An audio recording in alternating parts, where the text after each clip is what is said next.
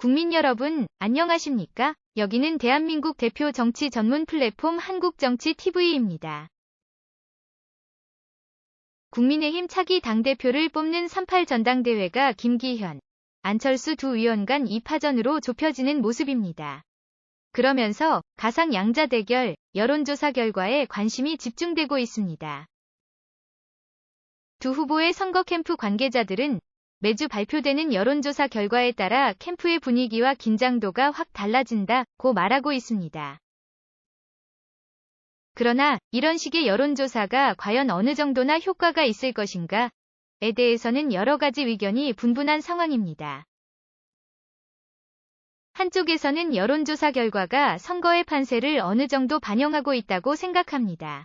민심이 곧 천심이기 때문에 여론조사 결과가 어느 정도는 맞다는 것입니다. 이번 선거에 참여하는 당원들도 결국은 국민이기 때문에 여론조사에 나타난 지지율의 추세가 당론들의 지지율과 크게 다르지 않을 것이라는 얘기입니다.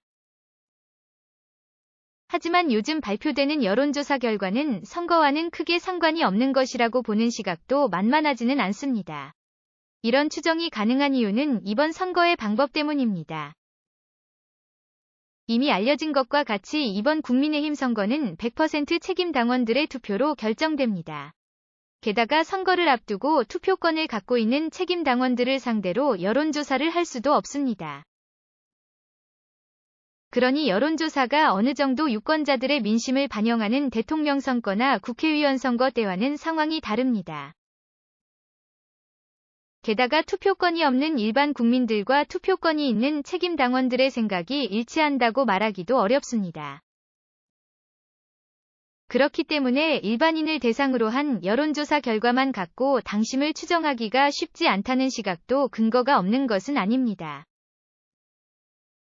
이에 대해 중립 성향의 국민의힘 중진 의원은 2월 2일 언론 매체와의 통화에서 여당 지지층을 대상으로 한 여론조사와 실제 책임 당원의 표심 사이에는 온도차가 상당할 것이라고 예상했습니다. 한편 최근 중앙일보가 입수한 2022년 12월 기준 국민의힘 책임 당원 분포 자료를 보면 당원 78만 명 중 20-30대 당원 비율은 17.4%, 40대는 15.4%, 50-60대는 55.3%, 70대 이상은 11.8%였습니다.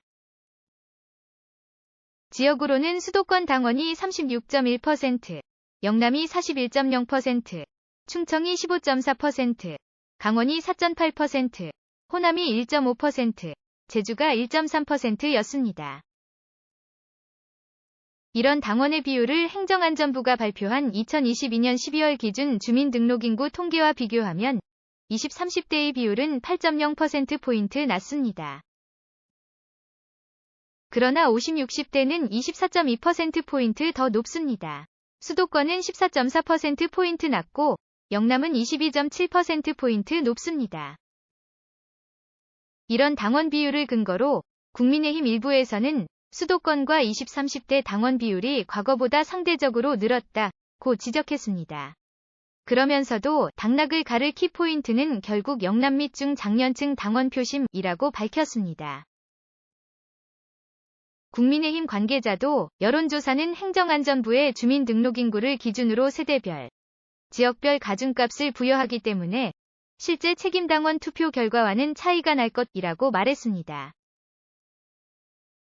이런 여론조사 결과에 대해서 김기현 의원은 지금 나오는 여론조사는 책임당원을 대상으로 한 조사가 아니라 큰 의미가 없다고 주장했습니다.